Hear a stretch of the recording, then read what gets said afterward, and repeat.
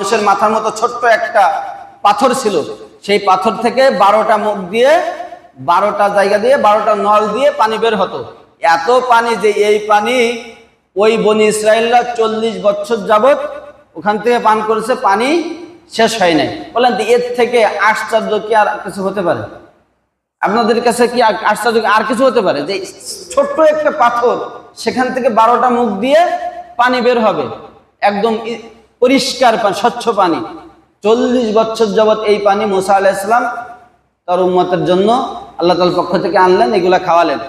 এরপরে শুধু এখানে শেষ না, যখন তাদের ঘরের প্রয়োজন হলো তো তখন আল্লাহ তাআলার নির্দেশে একটা মেঘ মাথার উপরে ছায়া দিতে শুরু করলো।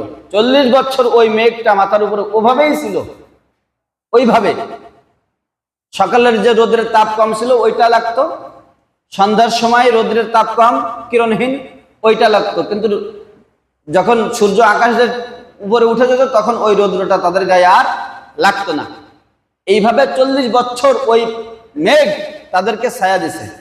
এরপরে যখন এই বনি ইসরাইল মুসা আলাইহিস সালামকে বললেন যে মুসা, তাই এবার একটা কিতাবাদি নিয়ে আসো, তুমি তো বলে নবী, তা এখন কিতাবানি তো দেখাতে আই যে আল্লাহ তাআলা নিজের কুদরতি হাত দিয়ে 5টা জিনিস তৈরি করছেন। কয়টা? 5টা। তার 1 নম্বরে হলো আল্লাহ তাআলা তিনি যেই কুরসি অর্থাৎ যেই চেয়ারে আসীন আছেন, এটাকে কুরসি বলা হয়, এই কুরসিটা আল্লাহ তাআলা তার নিজের কুদরতি হাত দ্বারা তৈরি করছেন। সুবহানাল্লাহ বলবেন না? এরপরে আরশ, যেটাকে আমরা দুনিয়ার বিষয়ে শুনি যে আরশ একটা জিনিস আছে, এটা আল্লাহ তাআলা নিজের কুদরতি হাত দ্বারা তৈরি করছেন। আলহামদুলিল্লাহ আলহামদুলিল্লাহি নাহমাদুহু ওয়া নাস্তাঈনুহু ওয়া নাস্তাগফিরুহু ওয়া নু'মিনু বিহি ওয়া নাতাওয়াক্কালু আলাইহি ওয়া নাউযু বিল্লাহি মিন শুরুরি আনফুসিনা মান ইয়াহদিহিল্লাহু ফালা মুদিল্লা লাহু ওয়া মান يضلل فلا هادي له ونشهد أن لا إله إلا الله وحده لا شريك له ونشهد أن سيدنا ومولانا محمدا عبده ورسوله الذي أرسله الله تعالى بالحق بشيرا ونذيرا وداعيا إلى الله بإذنه وسراجا منيرا فقد قال الله تبارك وتعالى في كلامه المجيد وفي فرقانه الحميد أعوذ بالله من الشيطان الرجيم بسم الله الرحمن الرحيم قال يا هارون ما منعك إذ رأيتهم ضلوا ألا تتبعني أفعصيت أمري قال يا ابن أم لا تأخذ بلحيتي ولا برأسي إني خشيت أن تقول فرقت بين بني إسرائيل ولم ترقب قولي قال فما خطبك يا سامري فقال سبحانه وتعالى في شان محمد صلى الله عليه وسلم إن الله وملائكته يصلون على النبي يا أيها الذين آمنوا صلوا عليه وسلموا تسليما اللهم صل على محمد وعلى آل محمد كما صليت على إبراهيم وعلى آل إبراهيم إنك حميد مجيد اللهم بارك على محمد وعلى آل محمد كما باركت على إبراهيم وعلى آل إبراهيم إنك حميد مجيد توحید کی امانات سینوں میں ہے ہمارا آسان نہیں مٹانا نام و نشا ہمارا بلغ العلا بکمالہ کشف الدجا بجمالہ حسنت جميع خصاله صلوا عليه وآله سبحانك لا علم لنا إلا ما علمتنا إنك أنت العليم الحكيم صدق الله العلي العظيم وصدق رسوله النبي الكريم ونحن على ذلك لمن الشاهدين والشاكرين والحمد لله رب العالمين الحمد لله মহান রব্বুল আলামিনের দরবারে কোটি কোটি শুকরিয়া যে রব্বুল ইজ্জত আমাদেরকে মহব্বত করে ভালোবেসে আল্লাহ তাআলার মহান হুকুম জুমার নামাজ আদায় করার জন্য আমাদেরকে আমাদের মসজিদে আগে আগে উপস্থিত হওয়ার তৌফিক দান করেছেন। এজন্য সেই কবরের দরবারে শুকরিয়া জ্ঞাপন করি। সবাই কালিমাতুশ শুকর বলি, সবাই বলি আলহামদুলিল্লাহ। প্রথমে এই দুরূদ শরীফ যে পড়লাম আমি, আপনারাও পড়লেন, এই দুরূদ সম্পর্কে একটা কথা বলেন। সেটা হলো, আপনারা জানেন আমরা আল্লাহ তাআলার পক্ষ থেকে যেই বিধানগুলো আমাদের জন্য দিয়েছেন আল্লাহ তাআলা, যেই ইবাদতগুলা, তার মধ্যে অন্যতম গুরুত্বপূর্ণ একটা ইবাদত হলো নামাজ, সালাত। কি বলেন? সব থেকে গুরুত্বপূর্ণ সেটা হলো কি? সালাত, যেটাকে আমরা নামাজ বলি।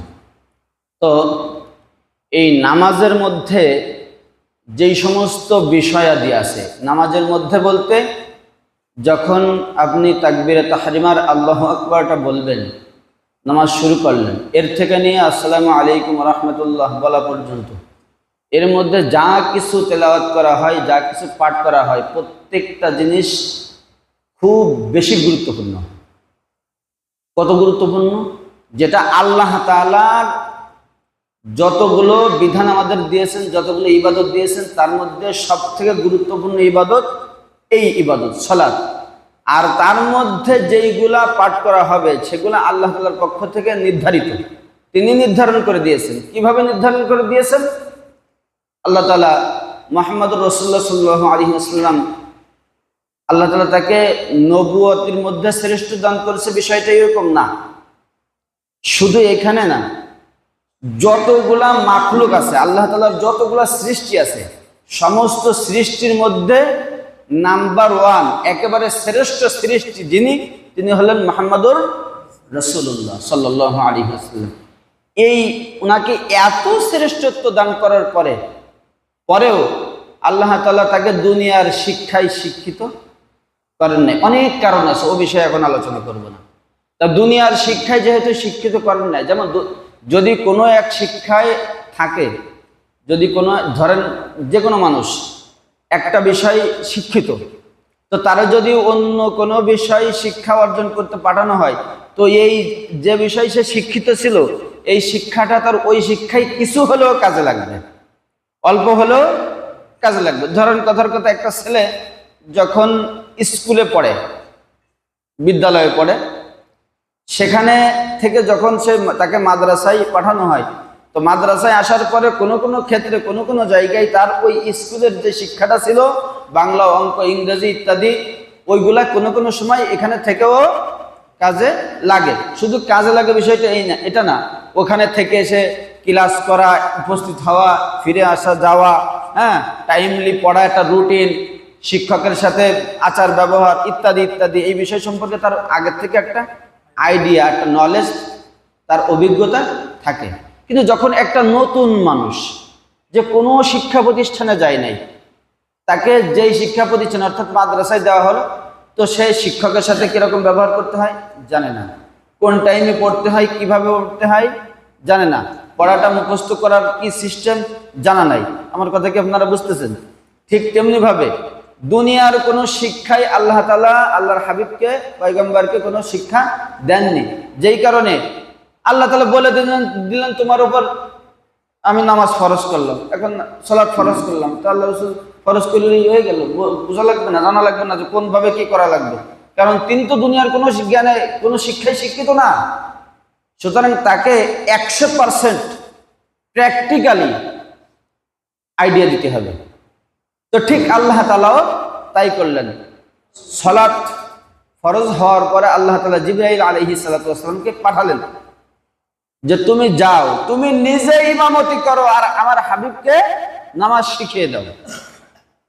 তুমি নিজে ইমাম হও আর আমার হাবিব মুহাম্মদ রাসূলুল্লাহ, তাকে তুমি নামাজ শিখিয়ে দাও। আর জিবরাইল আলাইহিস সালাম আসলেন, আসার পরে জিবরাইল আলাইহিস সালাম তিনি ইমামতি করলেন, আল্লাহ রাসূল মুক্তাদি হলেন। হওয়ার পরে জিবরাইলের ইমামতিতে 10 ওয়াক্ত নামাজ পড়লেন আল্লাহ রাসূল। কয় ওয়াক্ত নামাজ? 10 ওয়াক্ত নামাজ। প্রথম দিনের 5 ওয়াক্ত পড়লেন আউয়াল ওয়াক্তে, অর্থাৎ নামাজের শুরুর ওয়াক্তে, কোন টাইমে ওয়াক্ত শুরু হয়। আর দ্বিতীয় দিন পড়লেন নামাজের শেষ ওয়াক্তে, অর্থাৎ যেই টাইমে নামাজের ওয়াক্ত শেষ হয়ে যায়। তাহলে একদিকে নামাজ পড়ার সিস্টেম, পদ্ধতি, নিয়ম কানুন জানা হয়ে গেল, ওর মধ্যে কি কি আছে, কোথায় কি পড়তে হবে সেটাও জানা হয়ে গেল, আবার নামাজের যে ওয়াক্ত এটাও জানা হয়ে গেল। এখন এই নামাজ যখন জিবরাইল আলাইহিস সালাম আল্লাহ রাসূলকে শিখাচ্ছিলেন পড়ানোর মাধ্যমে, ওইখানেও এই যে গুরুত্বপূর্ণ ইবাদতটা ছিল নামাজ, সালাত, ওইখানেও জিবরাইল আলাইহিস সালাতু ওয়াস সালাম নামাজের যে শেষ বৈঠক আছে, শেষ বৈঠকে আমরা কি পড়ি? আত-তাহিয়াতু, যেটাকে তাশাহুদ বলা হয়, দুরুদ শরীফ, তারপরে দোয়ায়ে মাসুরা নামক একটা দোয়া আছে যেটা হলো মুনাজাত। তো এই তিনটা বিষয় সালাম ফেরানোর আগে আমরা পড়ি কি না? আচ্ছা, তাহলে বুঝতে হবে যে এর মধ্যে যেই দোয়া অথবা যা কিছু তেলাওয়াত করা হয়েছে সেগুলা অন্য নামাজের বাহিরে যা কিছু তেলাওয়াত করা হয় তার থেকে অনেক অনেক অনেক বেশি দামি। এর ভিতরে কোনো সন্দেহ আছে? আপনাদের কোনো সন্দেহ আছে বলে মনে হয়? হ্যাঁ, তাহলে সেই ক্ষেত্রে দুরুদে ইব্রাহিম যেটা আছে, যেটা আমরা ওর মধ্যে নামাজের মধ্যে পড়ি, আল্লাহ রাসূলের ঠিক তাই। আল্লাহ রাসূল সাহাবাদেরকে বললেন, সল্লু কামা রাআইতুমুনি ইউসাল্লি, তোমরা ঠিক ওইভাবে নামাজ পড়ো যেইভাবে আমাকে নামাজ পড়তে দেখো। তো আল্লাহ রাসূল নামাজের মধ্যেও তো ওই দুরুদে ইব্রাহিমই পড়ছেন। কি বলেন? সাহাবায়ে কেরাম, তাবেঈন, তাবেঈন, যত ইমাম আছে, এই যে 4 ইমাম আছে, শুধু 4 ইমাম না, আরো অনেক ইমামরা ছিলেন, প্রসিদ্ধ 4 জন। তো সবাই কি বলেন, যারা এই যে আহলে হাদিস আছে, যারা ইমাম কি বলে এটাকে মাযহাব মানে না, তারাও কিন্তু ওই শেষ বৈঠকে নামাজের মধ্যে দুরুদে ইব্রাহিমটাই পড়ে। তার মানে এই দুরুদে ইব্রাহিমটা কতটা গুরুত্বপূর্ণ হলে আল্লাহ তাআলা, কতটা দামি হলে আল্লাহ তাআলা ইসলামের মধ্যে সবথেকে দামি ইবাদত যেটা তার মধ্যে অন্তর্ভুক্ত করলেন। অবশ্যই অনেক বেশি দামি। কি বলেন? আমার কথা বুঝতেছেন না? কথা বুঝতেছেন না আপনারা? বুঝে থাকলে তো হ্যাঁ বলা লাগবে। অবশ্যই অনেক বেশি দামি। এখন যদি কারোর কাছে এই দুরূদ ইব্রাহিম থেকে অন্য কোন দুরূদ দামি মনে হয়, তাহলে কি এটা কি তার বোকামি নাকি জ্ঞানের পরিচয়? বোকামি কিনা? মানে বিষয়টা হলো এইরকম, আপনার জন্য বরাদ্দ হয়েছে গরু খাসির গোশত, উপস্থিত করা হয়েছে, আপনি সেটাকে না খেয়ে হ্যাঁ পান্তা ভাত আর লবণ পছন্দ করছেন, অথবা পচা ভাত। কি বলেন? এত দামি জিনিসটা রেখে আপনি ওই পচা জিনিসটা পছন্দ করতেছেন, এটা বোকামি ছাড়া আর কিছুই না। যদি আমি বুঝাতে আপনাদেরকে পারি, তাহলে আপনাদের কাছে অনুরোধ করব, সেটা হলো অন্যান্য যত দুরূদ আছে তার থেকে কমপক্ষে আমল করতে না পারেন, মনে প্রাণে বিশ্বাস করে নেন দুরূদ ইব্রাহিম হলো সব থেকে শ্রেষ্ঠ এবং দামি দুরূদ। আমল করতে না পারেন সেটা যার যার ব্যর্থতা, কিন্তু মেনে নিতে হবে। যাই হোক, আমরা আলোচনা করতেছিলাম মুসা আলাইহিস সালাতু ওয়াস সালাম, তার জামানায় আল্লাহ তাআলা তাকে ফেরাউনের কবল থেকে কিভাবে মুক্তি দিলেন। ওখানে আল্লাহ তাআলা কোরআনের মধ্যে বলেন, ওয়ালাকাদ আতাইনা মুসা তিসআ আয়া, আল্লাহ তাআলা মুসা আলাইহিস সালামকে 9টা বিশেষ মুআজিজা দান করেছিলেন। কয়টা? 9টা। মনে আছে আপনাদের? 9টা। তো মুআজিজা কাকে বলে? মুআজিজা হলো আল্লাহ তাআলার পক্ষ থেকে এমন কিছু বিষয় নবীদের মাধ্যমে প্রকাশ করেন। আল্লাহ তাআলা করেন কে? আপনাদের কথা বলা হচ্ছে না? ভালো লাগতেছে না মনে হয় না? জানার দরকার নেই মনে হয়ে গেলা। এই মুআজিজা যেটা আল্লাহ তাআলা নবীদের মাধ্যমে প্রকাশ করেন, তো এটা কে করেন? আল্লাহ তাআলাই করেন। মানুষের কোনো শক্তি নেই, মানুষের কোনো শক্তি নেই, আল্লাহ তাআলাই করেন।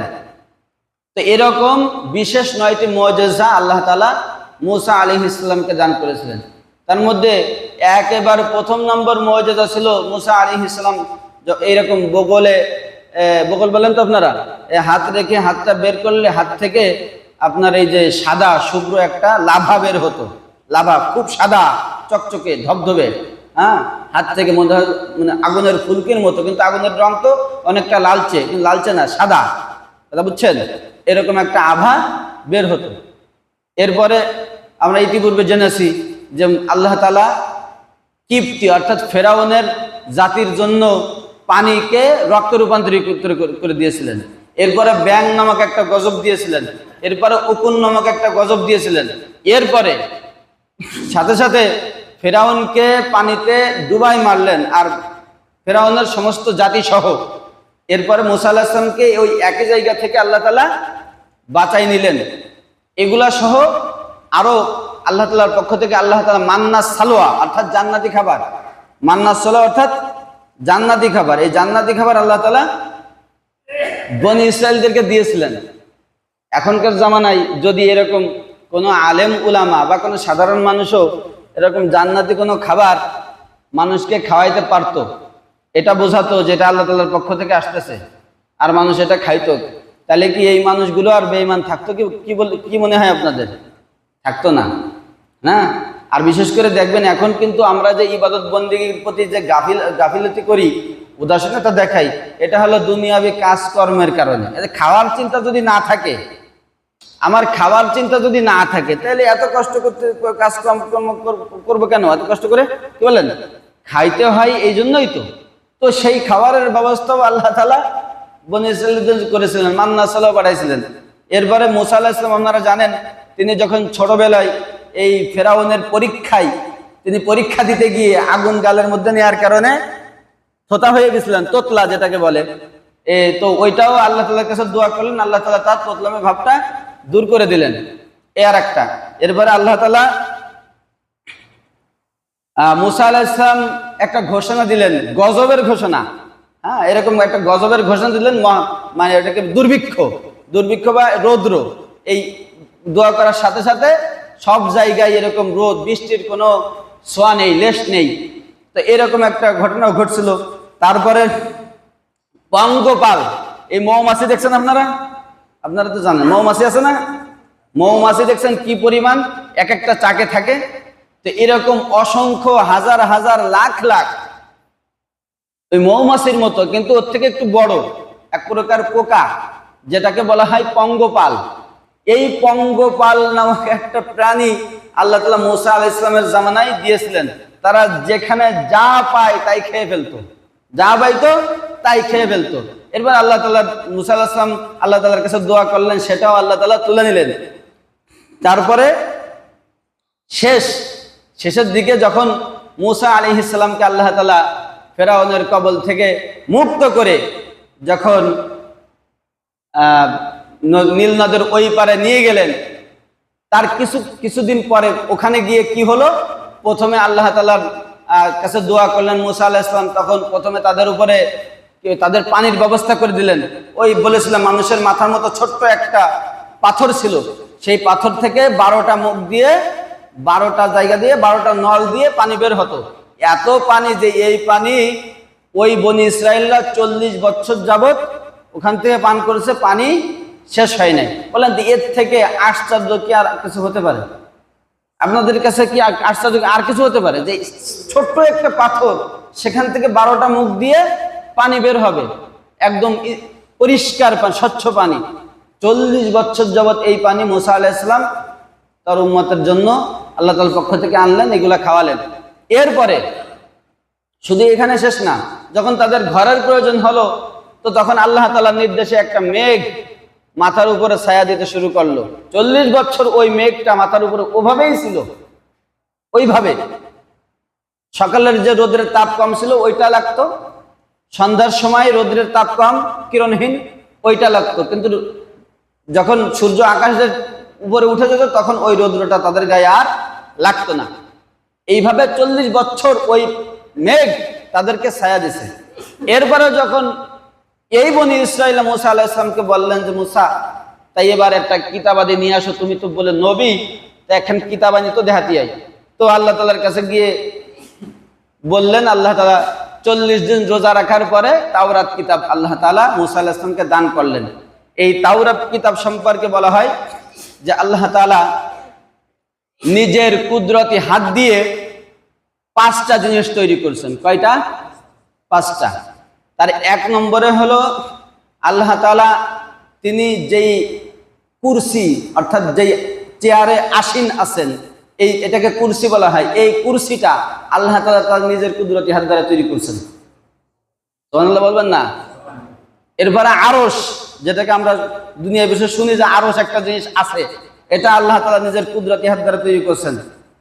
এরপরে আদন নামক একটা জান্নাত আছে, জান্নাত, 8টা জান্নাত, তার মধ্যে আদন নামক একটা জান্নাত আছে। এই জান্নাতটা আল্লাহ তাআলা নিজের কুদরতি হাত দ্বারা তৈরি করছেন। কয়টা হলো? 3টা। এরপরে আল্লাহ তাআলা মানুষের যে মুখমণ্ডলী, মাথা, এইটাকে আল্লাহ তাআলা নিজের কুদরতি হাত দ্বারা তৈরি করছেন। আল্লাহ তাআলা চাইলে, ইচ্ছা করলে দুনিয়ায় অন্য যা কিছু আছে, অন্য জিনিসের মতো আল্লাহ তাআলা বলতে পারতো হও, আর হয়ে যাইতো। কিন্তু সেটা না করে মানুষ, মানে আমরা সাধারণত, আমরা যখন কোনো জিনিসের প্রতি বেশি মায়া, বেশি মহব্বত থাকে, সেই জিনিসটা নিজে, কি বলেন, নিজে একেবারে পরিশ্রম দিয়ে, নিজের হাত দিয়ে, নিজে উপস্থিত থেকে সেই জিনিসটা তৈরি করি। কিন্তু কোনো জিনিসের প্রতি আলাদা সেরকম যদি মায়া মহব্বত না থাকে, তো ওই জিনিসটা অত গুরুত্ব দিয়ে আমরা কি করি না, ওর পিছনে মেহনত করি না। তো আল্লাহ তাআলা তিনি এই এত মাখলুক সৃষ্টি করছেন, তার মধ্যে মানুষকে মহব্বত করে ভালোবেসে নিজের কুদরতি হাত দ্বারা তৈরি করছেন। কয়টা হলো? 4টা। 5 নম্বরে আল্লাহ তাআলা তাওরাত কিতাবটা নিজের হাত দ্বারা তৈরি করছেন। এখন তাওরাত কিতাব আর কোরআন, এর মধ্যে একটা ব্যবধান আছে। ব্যবধান হলো এরকম, মনে করেন যে একজন মানুষ, ধরেন আমাদের রহমত কাকা, উনি নিজের মাটি দিয়ে বা কাঠ দিয়ে বা যে কোনো একটা জিনিস দিয়ে উনি একটা জিনিস তৈরি করলেন। তো এইটা তৈরি করলেন, আর হলো উনি নিজের মুখ দিয়ে কিছু কথা বললেন, তো দুইটা তো সমান হতে পারে না। যেই কথাটা সেটা ওনার সরাসরি নিজের অস্তিত্বের সাথে সম্পর্ক, ওনার যে সত্তা, ওনার যে নিজের অস্তিত্ব। কারণ কথা মানুষের একটা অংশ, কি বলেন?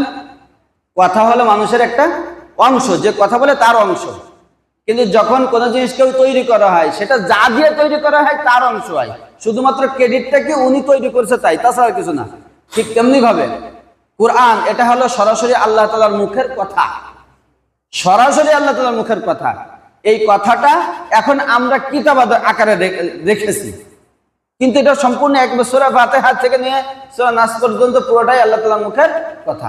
আর এই যে কিতাব, তাওরাত কিতাব, এটা আল্লাহ তাআলা মহব্বত করে ভালোবেসে নিজে তৈরি করছেন। তো সেই দিক থেকেও ওই তাওরাতের থেকে এই কোরআনের দাম অনেক বেশি, যেই কোরআনটা আল্লাহ তাআলা আমাদেরকে দান করছেন। তো বলতেছিলাম এই 5টা জিনিস আল্লাহ তাআলা নিজের কুদরতি হাত দ্বারা তৈরি করেছেন। তার মধ্যে 5 নম্বরে তাওরাত কিতাব। এই তাওরাত কিতাবে যেন কত পারা? 1000 পারা। মনে নাই কয়টা সূরা? 1000 সূরা। আর প্রতি এক একটা সূরায় 1000 করে আয়াত। তাহলে এভারেজ হিসাব করলে 10 লক্ষ আয়াত বিশিষ্ট একটা কিতাব। মুফাসসিরিন কিরাম বলেন এই কিতাবটা যখন নিয়ে আসতেছিলেন, যখন এক জায়গা থেকে আরেক জায়গায় নিয়ে যাওয়া লাগতো, তো কেউ কেউ বলে যে 40টা উট, কেউ বলে 70টা উট, যাই হোক, তো 70টা উট লাগুক আর 40টা উট লাগুক, একটা দুইটা উট দিয়ে এই কিতাব বহন করে নিয়ে এক জায়গা থেকে আরেক জায়গায় যাওয়া সম্ভব হতো না। অনেক বিশাল কিতাব ছিল, বিশাল বড় কিতাব। তো এরপরে এই কিতাব যখন মুসা আলাইহিস সালাম তার উম্মতের কাছে নিয়ে আসলেন, নিয়ে আসার পরে আল্লাহ তাআলা মুসা আলাইহিস সালামকে নির্দেশ দিলেন, তুমি যাও এই কিতাব পড়ে তোমার উম্মতদেরকে শোনাও। কিন্তু তারা এটা শোনার পরে অস্বীকার করে বসলো। তখন আল্লাহ তাআলার কাছে নিয়ে এই 72 জন লোক আল্লাহ তাআলার কাছে গেলেন। আল্লাহ তাআলা তাদেরকে শোনাই দিলেন, বুঝাই দিলেন। এরপরে এমন হলো যে তাদেরকে জিবরাইল আলাইহিস সালামদেরকে দিয়ে তাদেরকে একবার মৃত্যুও দিল। এরপর যখন জীবিত হলো, জীবিত হওয়ার পরে ওখান থেকে এখন উনার দুই ভাই বাদে আর যে 70 জন আছে, এই 70 জন বলতেছে যে মুসা শোনো, যে ঘটনাটা ঘটলো, যা কিছু হলো, এখন তোমার আর কোনো কথা বলা লাগবে না, কোনো ওয়াজ করা লাগবে না। এখন যত ওয়াজ করার সব আমরাই করব। ঠিক আছে, চরম একটা শিক্ষা হয়েছে। যখন বাড়ি ফিরে আসলো, বাড়ি বলতে কি ওই নদীর ওই পারে যেখানে তারা থাকে, তো ওই পারে বলতে তো একটা গ্রামে সম্ভব না, কারণ 6 লক্ষ বললাম, 6 লক্ষ মানুষ তো অনেক মানুষ। আর তারা তো আমাদের মতো, আমাদের যে হাত 3.5 হাত বডির যে 5 ফিট 6 ফিটের তো না, তারা অনেক বড় বড় ছিল, তাদের দেহও অনেক বড় বড় ছিল। তো সেইখানে তারা ফিরে আসলো। ফিরে আসার পরে এর মাঝে আপনাদেরকে গত আলোচনায় বলতেছিলাম যে মুসা আলাইহিস সালাম যখন কিতাব নিয়ে ফিরে আসলেন, এই যে 70 জন যে গেলেন এর আগে তাওরাত কিতাব নিয়ে ফিরে আসলো। আসার পরে বলছিলাম যে এখানে আর এক ঘটনা ঘটে গেছে, বলছিলাম কিনা? এখানে আর একটা ঘটনা ঘটে গেছে। উনি যখন কিতাব নিয়ে ফিরে আসে, ফিরে এসে দেখে হাই হাই, তো কিতাব আনতে তো গেছিল উনি একা নিজে, মুসা আলাইহিস সালাম। ফিরে আসলেন, এসে রেখে গেছিলেন হারুন আলাইহিস সালামকে, ওনার ভাই, মনে আছে না? ওনার ভাই হারুন আলাইহিস সালামকে রেখে গেলেন। এবার উনি এসে দেখেন যে বিষয়টা আজ আমি তেলাওয়াত করলাম, উনি এসে দেখতেছেন ওনার ভাই হারুনকে বলতেছেন, কি বলতেছেন? বলতেছেন যে ইয়া হারুনু মা মানআকা ইয রাআইতাহুম দাল্লু। উনি এসে দেখলেন যে মানুষ গরুর পূজা শুরু করে দিয়েছে। কিসের পূজা? গরুর পূজা। গরু মানে এই বড় গরু না, ছোট গরু, অর্থাৎ বাচ্চা গরু, ছোট গরু, এই গরুর পূজা শুরু করে দিয়েছে। এ কোথা থেকে আসলো আবার? উনি মাত্র 40 দিন আগে গেছেন, 40 দিন পরে ফিরে আসলেন, এসে দেখেন যে নবীও একজন রয়েছে সেই জায়গা, একজন নবী রেখে গেছেন। এর মধ্যে দিয়ে এই লোকগুলা, এই 6 লক্ষ মানুষ, তারা কি শুরু করে দিয়েছে? গরুর পূজা। তা কোথা থেকে আসলো, কিভাবে আসলো? এইখানে আবার আর এক ঘটনা ঘটে গেছে। ওই বনি ইসরায়েলের মধ্যে সামির নামক একজন লোক ছিল। সামিরি, কোরআনের ভাষায় সামিরি 16 পারার মধ্যে আছে। এই সামিরি তার আবার আর এক ঘটনা আছে। সামিরি হলো, মুফাসসিরিন ইকরাম বলেন, তাফসিরে মারিফুল কোরআনের মধ্যে আছে, কেউ বলে যে উনি ফেরাউনের গোত্রের লোক, অর্থাৎ কিপ্তি বংশের লোক। কিন্তু মুসা আলাইহিস সালাতু ওয়াস সালামের অনুসরণ করার কারণে যখন মুসা আলাইহিস সালাম তার উম্মতদেরকে নিয়ে যখন নীল নদ পার হয়ে চলে আসলেন, তখন ওনাকে সাথে নিয়ে আসছিলেন, এই সামিরিকে সাথে নিয়ে আসছিলেন। এরপরে আর কেউ আরেকজন মুফাসসিরদের মধ্যে আরেক গ্রুপ বলেন যে না, বনি ইসরায়েলদের মধ্যে সামিরি গোত্রের নেতা ছিল। তাহলে দুইটা রেওয়াত। যাই হোক, সামিরি কোরআনের মধ্যে আছে সামিরি। এই সামিরি তিনি যখন মুসা আলাইহিস সালাম তাওরাত কিতাব আনার জন্য তুর পাহাড়ে অবস্থান করতেছিলেন, সেই সময় উনি করতেছিলেন যে ওরা যখন এই বনি ইসরায়েলরা যখন ইসের থেকে ফেরাউনের এলাকা থেকে যখন চলে আসতেছিল, চলে আসার 2-3 দিন আগে এরা ওই যে কিপ্তি বংশের লোক ছিল, অর্থাৎ ফেরাউন গোত্রের যে লোক ছিল, তাদের কাছ থেকে স্বর্ণ অলংকার কর্জ নিয়েছিল উৎসব পালন করবে এই কথা বলে। কারা নিয়েছিল? হ্যাঁ, হাওলা দিয়েছিল বনি ইসরায়েলরা। কাদের থেকে? এই কিপ্তিদের থেকে। তো স্বর্ণ অলংকার যখন কর্জ করে নিয়ে এরা চলে আসলো, ওরা তো সব শেষ, এরা তো চলে আসছে এই পারে। এদিকে মুসা আলাইহিস সালাম তুর পাহাড়ে উনি কিতাবের জন্য বসে আছে। হারুন আলাইহিস সালাম তিনি 6 লক্ষ উম্মত পাহারা দিচ্ছেন। এর মাঝে এই সামিরির একটা কথা শুনে হারুন আলাইহিস সালাম উম্মতদেরকে বললেন যে তোমরা যে স্বর্ণ অলংকার আদি তোমরা ওখান থেকে নিয়ে এসেছিলে, এগুলো তো কর্জ নিয়ে এসেছিল, এগুলো তো তোমরা ফেরত দাওনি, তাহলে এগুলো তো ফেরত দিতে হবে। তা ঠিক আছে, এগুলো তোমরা নিজেরা ফেরত দেওয়া যেহেতু সম্ভব না, তা তোমরা এগুলা কি করো, মাটির মধ্যে ফেলে দাও। একটা গর্ত করে সমস্ত স্বর্ণ অলংকার মাটির মধ্যে ফেলে হারুন আলাইহিস সালাম নিজে আগুন দিয়ে জ্বালাই দিলেন, যাতে করে সমস্ত স্বর্ণ অলংকার গুলো একটা স্বর্ণের দলায় রূপান্তরিত হয়। এটা করার পরে যখন সবাই স্বর্ণ ফেলতেছিল, তখন এই সামেরি সে হাত মুষ্টিবদ্ধ করে ওখানে গিয়ে বললেন যে তাহলে আমিও ফেলবো। তা হারুন আলাইহিস সালাম বললেন যে হাতে ফেলো। তো তখন বললেন যে আমি ফেলবো, কিন্তু আপনি আমার জন্য একটু দোয়া করেন, আমি যেই নিয়তে ফেলতেছি এই নিয়ত যেন আল্লাহ তাআলা পূরণ করেন। তা হারুন আলাইহিস সালাম দোয়া করলেন, উনি তো নবী, দোয়া করলে তো কবুল হবে। উনি দোয়া করলেন যে ঠিক আছে, এই সামিরি যেই নিয়তে তার হাতের মধ্যে যা আছে ফেললে আল্লাহ তাআলা তার মনের যে মনোবাসনা আছে এটা পূরণ করে দেবে। তো মনোবাসনা কি তার? তো ওটা ওর মধ্যে ফেলার পরে তার হাতের মধ্যে স্বর্ণ ছিল না, তার হাতের মধ্যে ছিল মাটি। এই মাটি সে কোথায় পেল? এই মাটি হলো, যখন আপনারা জানেন যে ফেরাউন যখন অপারেশন মুসা, অর্থাৎ মুসাকে দুনিয়ায় আসতে দেবে না, এই অপারেশন চালু করছিল, স্বামী স্ত্রীদেরকে আলাদা করে রাখতেছিল, পুত্র সন্তান হলেই তাকে হত্যা করে ফেলতেছিল।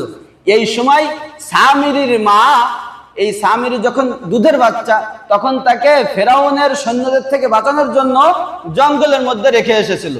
একটা গর্ত খুঁড়ে গর্তের উপরে কাঠ দিয়ে ঢেকে ওখানে রেখে এসেছিল। তো ওইখানে রেখে আসার পরে তার রিজিকের ব্যবস্থা আল্লাহ তাআলা জিবরাইলের মাধ্যমে করলেন। কিসের মাধ্যমে?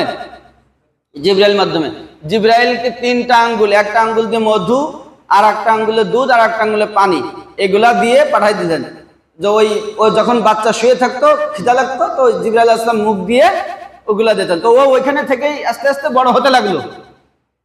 তো একটা সময় যখন সে মোটামুটি বোঝা শিখলো, তখন দেখলো যে জিবরাইল আলাইহিস সালাম যখন হেঁটে যায়, সে তো জানতো না যে আল্লাহর ফেরেশতা, যেখান দিয়ে হেঁটে যায় তার পা যেখানে লাগে, ভুল বললাম, আস্তাগফিরুল্লাহ, পা না, তার ঘোড়ার পা, জিবরাইল আলাইহিস সালামের ঘোড়ার পা যেখানে লাগে, ওইখানে শুকনা জায়গা হলেও সেখানে ঘাস জন্মায় যায়। শুকনা জায়গা হলেও ঘাস জন্মায়, যেখানে ঘোড়ার পা লাগে। তো ওখান থেকে যেখানে পা লাগছিল তার কিছু মাটি ও সংগ্রহ করে রেখেছিল। তো এদিকে ওই মাটিটা ওখান থেকে ওই যে স্বর্ণের যে স্তূপ করলো ওর মধ্যে ফেলে দিল। ওদিকে হারুন আলাইহিস সালাম দোয়া করলেন। দোয়া করার সাথে সাথে ওই মাটি ফেলে দেওয়ার সাথে সাথে এই স্বর্ণের মধ্যে থেকে গরুর বাচ্চা যেরকম ডাকে এরকম আওয়াজ করা শুরু করলো। তো গরুর বাচ্চার আওয়াজ করার কারণে পরবর্তীতে সে ওটাকে ছোট একটা বাছুরে রূপান্তরিত করলো, মূর্তির মতো কিন্তু ডাকতেছে। এইটা করার কারণে সবাই, যেহেতু মুসা নাই, এমনি দেখেন না বাংলাদেশের মানুষ হুজুগে বাঙালি, ওই রাস্তার পরে একজন মানুষকে বেধড়ক পিটাচ্ছে, সবাই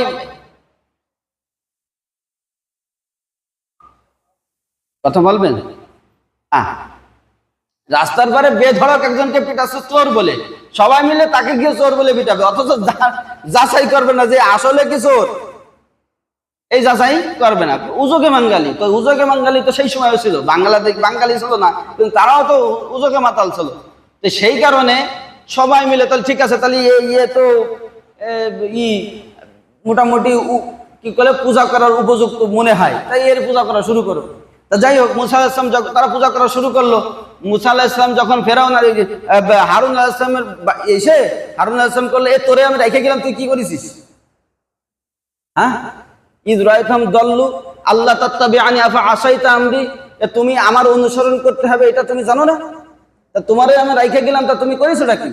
এই বলে চুলের মুঠো ধরছে আর দাড়ির মুঠো ধরছে। তখন হারুন আলাইহিস সালাম ইয়া ইবনা উম্মা লা তাখুদ বিলিহিয়াতি ওয়ালা বিরাসি। মুসা আলাইহিস সালামের যে ঘটনা আমরা ইতিপূর্বে আলোচনা করছি, কথাটা শুনতেও কিছু কিছু জায়গায় হাস্যকর মনে হয়, আপনাদের মনে হতে পারে হুজুর মনে হয় যা মনে চাই তাই করছে, কিন্তু এই দেখেন এর যা মনে চাই তাই না, এটা হলো কোরআনের আয়াতের তাফসীর। তো এরপরে উনি বললেন যে আমি জানি না, জানে হলো সব এই সামেরি। তখন ওয়ালা ফামা খতবুকা ইয়া সামেরি, সামেরিকে জিজ্ঞেস করলে তুমি কি বলো, বলো তোমার বক্তব্য কি? তো সামেরি পরবর্তীতে বললো যে আমার বক্তব্য কি, আমি তো হলো একটু পরীক্ষা করতে চাইছিলাম। যাই হোক, এখানে একটা জিনিস বুঝার আছে যে আল্লাহ তাআলা ওই সামেরিকে বলেন তো কোথায় খাবারের ব্যবস্থা করছিল? জঙ্গলের মধ্যে শিশু অবস্থায়, হ্যাঁ না? ওদিকে মুসা আলাইহিস সালামের জাতিকে পানির ব্যবস্থা করলেন, জান্নাত থেকে খাবারের ব্যবস্থা করলেন, মেঘ দিয়ে ঘরের ব্যবস্থা করলেন, কি বলেন? এখন আমরা দেখেন রিজিকের জন্য এত পাগল যে হালাল হারামের কোনো তমিজ আমাদের মধ্যে আস্তে আস্তে দিন দিন কমে যাচ্ছে। হালাল হোক আর হারাম হোক হলেই হলো, কথা হলো হালাল হালাল যদি হয়, যদি আপনি আপনার পেটে যদি হালাল খাবার যায় তবেই আপনি ইবাদত করলে কবুল হবে, দোয়া করলে কবুল হবে। আর আপনার পেটে যদি হারাম খাবার যায়, মুফাসসিরিনে কিরাম বলেন যে কমপক্ষে 40 দিন পর্যন্ত তার দোয়া আল্লাহর দরবারে আসমানেই পৌঁছায় না, আসমানেই পৌঁছায় না। এখন এ প্রসঙ্গে একটা কথা, গত বছরে যখন আমি এসেছিলাম ফরিদপুরে ছিলাম, তো ওই সময় গত বছরে মোটামুটি ভালো গরম ছিল, বৃষ্টি হচ্ছিল না। তো তখন ওই উলামায়ে কিরাম, ওই জায়গায় তো এই দিকের থেকে উলামায়ে কিরামের সংখ্যা একটু বেশি, তো উলামায়ে কিরাম মাদ্রাসাও আছে অনেক বড় বড়, তো ওইখানে উলামায়ে কিরাম তারা একটা মিটিং ডাকলেন, পরামর্শ সভা, সেখানে ডেকে তারা আলোচনা করতে শুরু করলেন যে আসলে এই মুহূর্তে আমরা কি করতে পারি। তো বৃষ্টির জন্য একটা নামাজ আছে না, হ্যাঁ, এই নামাজ কি আমরা পড়তে পারি? তো ওখানে বিভিন্ন জন বিভিন্ন মতামত দিয়েছে। তো আমার কাছে যখন মতামতের পরামর্শের বাড়ি যখন আমার কাছে আসলো, তা আমি প্রথমেই বললাম যে আমি এই নামাজ পড়ার বিপক্ষে। শুনেই তো সবাই চমকে গেছে, কি বললে যে আমরা আরো বৃষ্টির জন্য নামাজ পড়বো, তাই নামাজ পড়ার বিপক্ষে এটা বলতেছে কেন হুজুর? তা আমার কাছে বলছে তাহলে আপনার উপযুক্ত কারণ দেখান, কি কারণে? সবাই এখন অ্যালার্ট হয়েছে, মানে কেউ যারা দেখেন না যে কথা বলছে অনেকে অন্য মনস্ক, কিন্তু ওইখানে কথা বলার সাথে সবাই এই দিকেই কি হুজুর নামাজ পড়ার বিপক্ষে কেন? তখন আমি বললাম দেখেন, এই নামাজ পড়ার নিয়ম হলো নামাজ পড়তে যাব সাথে করে ছাতা নিয়ে যাইতে হবে। কেন? কারণ নামাজ পড়ে আমি আসতে পারবো না, ভিজে যাব বৃষ্টিতে, তাই না কথা? এইরকম প্রস্তুতি নিয়েই যাইতে হবে। কিন্তু আমি বলছি যে আমার পূর্ণ বিশ্বাস আমরা ছাতাও নিয়ে কেউ যাব না, আর ছাতা নিয়ে গেলেও বৃষ্টি হবে না, বৃষ্টি হবে না। কেন হবে না? কারণ হলো এইখানে যেই আল্লাহর বান্দারা যাবে সবাই তো পুরোপুরি আল্লাহর ওলি, পীরাই নবী খালি ওহি আসে না, হ্যাঁ, পীরাই নবী খালি ওহি আসে না, মানে নবীর দরজা টপকাই গেছে। এরা হারাম হালালের তো কোনো তমিজ নাই, কোনো হিসাব কিতাব নাই। এখন এর মধ্যে কোনো একজনও যদি হারাম খোর হয়, অর্থাৎ হারাম খাবার দ্বারা নিজের শরীরকে তৈরি করছে, তাইলে তার কারণে এই দোয়া কবুল হবে না। আর যখন দোয়া কবুল হবে না, তখন সাধারণ এক শ্রেণীর মানুষ তারা এই কথা বলবে যে বাংলাদেশও ডিজিটাল হয়ে গেছে, হুজুররাও ডিজিটাল হয়ে গেছে। আগে তো হুজুররা দোয়া করলে দোয়া কবুল হতো, এখন হুজুররা দোয়া করলেও দোয়া কবুল হয় না। আসলে কি হুজুরের কারণে দোয়া কবুল হচ্ছে না, নাকি এই হারাম খোরকে কারণে দোয়া কবুল হচ্ছে না? কাদের কারণে? হারাম খোরকে কারণে। তো যখন দোয়া কবুল হবে না, তখন মানুষ এই ধরনটা করবে। আলেম ওলামার পরে একটা বদনাম আসবে যে আলেম ওলামারা দোয়া করতেছে, তারপরে দোয়া কবুল হচ্ছে না। তো এই হলো ব্যাপার। এই জন্য হারাম যদি আপনার পেটে যায়, আপনি দোয়া করে মনে করেন যে যত দূর পর্যন্ত যেতে পারেন, কিচ্ছু হবে না, কোনো দোয়াই কোনো কাজে আসবে না। হুজুর না, এই মানে বাংলাদেশের সব মানুষ আইনি দোয়া করালেও কোনো কাজে আসবে না। কাজেই এই হারাম থেকে বাঁচা লাগবে। এরপরে একটা কথা হলো, হারাম হালাল জিনিসটা আপনার তকদিরে যেটা বরাদ্দ আছে, সেটা অবশ্যই আপনার কাছে আসবে। তবে আল্লাহ তাআলার কাছে দোয়া করতে হবে যে আল্লাহ, আপনি আমাকে হালাল উপায়ে রিজিকটা দেন। এই রিজিকটা কোন উপায় দেন? হালাল পন্থায়, হালাল পদ্ধতিতে। হারাম পদ্ধতিতে যেটা আপনার তকদিরে আছে সেটা অবশ্যই হবে। আমার তকদিরে যেটা আছে আল্লাহ তাআলা লিখে রাখছে না, সেটা অবশ্যই আসবেই। এখন সেটা আমার আনতে হবে কোন ভাবে? হালাল উপায়ে। হযরতে আলী রাদিয়াল্লাহু আনহু সেই জমানায় কি এখনকার মতো এই মাল্টিমিডিয়া মোবাইল কম্পিউটার গুলো তো ছিল না। ছিল কি? এখন মনে করেন যে ওই পৃথিবীর, আমরা তো পূর্ব প্রান্তে বসবাস করি, আর পৃথিবীর একেবারেই পশ্চিম প্রান্তে যদি কোনো দেশ থাকে, সেই দেশে যদি আজ নির্বাচন হয়ে থাকে, তো প্রেসিডেন্ট কে হয়েছে সন্ধ্যা পর্যন্ত জানতে পারবো আমরা, চেহারা, ভিডিও ফুটেজ, নাকি পিকচার সহ নাম এ টু জেড আমরা জানতে পারবো, নাকি? কিন্তু ওই সময় তো আর এইরকম ছিল না। খলিফা কে? আলী, এটা জানে, কিন্তু আলী দেখতে কেমন তা তো আর জানে না। তো আলী রাদিয়াল্লাহু আনহু তাদের অভ্যাস ছিল আমাদের বাংলাদেশের না তাদের মতো তো না। হ্যাঁ, তারা অভ্যাস ছিল গ্রামগঞ্জে ঘুরে ঘুরে দেখতেন। তো ওই উনি ঘুরতে ঘুরতে একটা অচেনা একটা গ্রামে চলে গেছে। সেখানে যাওয়ার পরে জোহরের নামাজ অথবা আসরের নামাজ জামাতের সাথে পড়তে পারে নাই, একাকী মসজিদের মধ্যে ঢুকে নামাজ আদায় করবে। তো ওনার সাথে যে ঘোড়াটা ছিল, সেই ঘোড়াটা উনি বাইরে বেঁধে রেখে একজনকে বলতেছে, অনেক সময় হয় না ভাই, সাইকেল খান দেখে দেখো তো, অনেক সময় হয় না এরকম, কোনো জায়গায় গেলে অপরিচিত মানুষ তাও বলে যে ভাই একটু দেখো তো, আমি যাবো আর আসবো। তো অনেক সময় দেখে যে আইসে দেখে যে সাইকেলও নাই, সেরকম নাই, এরকম হয় কিনা। তো উনি আর কি নামাজ পড়তে গেছে। তো নামাজ শেষ করে যখন বৈঠকে বসে আছে, উনি চিন্তা করতেছে যে আমি তারা যেহেতু পাহারা দিতে দিয়ে আসলাম, তো পাহারা দেওয়ার কারণে তারা আমি দুইটা দেরহাম দিয়ে দেবো। এই বেচারারে শুধু শুধু কষ্ট করালাম, 2টা দেরহাম আমি তারে দিয়ে দেবো, একদম পুক্তা নিয়ে। এখন নামাজ পড়ে যখন বাইরে আসে, এসে দেখে যে পাহারা দেওয়া নেই, আর ঘোড়ার পিঠে যে জিন কোষ থাকে, ওই যেটার পরে বসে মোটা একটা, দেখছে না গদিপত, ওইটাও নাই। তা এখন আর কি করার, বুঝলো যে যারা পাহারা দিতে দিয়েছিলাম সে খুব আমানতদারি রক্ষা করছে। হ্যাঁ, তো আমাদের দেশেও সেই একই রকম অবস্থা, সব সম্পদ ট্যাক্স নিয়ে এই আমানতদার যারা আছে তাদের কাছে দেওয়া হয়। আর এটা খুব সুন্দরভাবে আমানতদারি পালন করে, ব্যাংকক, ইংল্যান্ড, লন্ডন, এ দেশে পাচার করে সেখানে বাড়ি গাড়ি করতে থাকে। মনে হয় আমার কথা আপনারা বুঝতেছেন না, মিথ্যা কথা না এটা? হ্যাঁ, এই আমানতদাররা এগুলো করে না? হ্যাঁ, তো সেই আমানতদারি পালন করছে। কি হলো শেষে, যে উনি রাস্তা দিয়ে বের হলেন, এখন তারা তো 2 দেরহাম দেওয়া হলো না। তো রাস্তা এখন ঘোড়ার পিঠেও বসতে পারতেছেন, তার রাস্তা ঘোড়ার লাগাম ধরে হাঁটতে টানতে টানতে রাস্তায় বের হয়ে চিন্তা করছে যদি আশপাশে কোথাও এগুলা বিক্রি হয়, সেখান থেকে একটা কিনে নিজে নেবে। তো দেখে যে একটা জায়গায় ছোট্ট একটা দোকান, পুরাতন দোকান রাস্তার মধ্যে, ওখানে গিয়ে বলতেছে ভাই আমার তো এই ব্যাপার, আমার তো ঘোড়ার জিন কোষটা হারাই গেছে, এখন কি করি? তো সে দোকানদার বলতেছে যে হুজুর আমি তো আপনাকে চিনি না, তাই আমার কাছে পুরাতন একটা আছে, দেখেন হয় কি?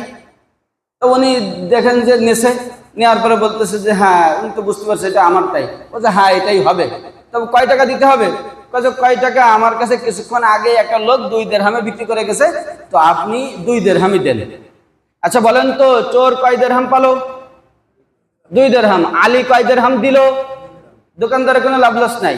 তাহলে দিল 2 দিরহাম, পেল 2 দিরহাম, কিন্তু পাইছে হারাম ভাবে। এই জন্য আপনার কাছে যে আপনার তকদিরে যেটা আছে বন্টন ওটা আসবেই। এখন আপনি সিদ্ধান্ত নেবেন যে হালাল ভাবে নেবেন নাকি হারাম ভাবে নেবেন। আল্লাহ পাক রব্বুল আলামিন, আরো তো আলোচনা আছে, তো আগামীতে ইনশাল্লাহ হবে। তো এই যা কিছু শুনলাম এখান থেকে আমাদের যা কিছু শিক্ষা নেয়ার, এগুলো শিক্ষা নিয়ে বাস্তব জীবনে আমল করার তৌফিক দান করেন।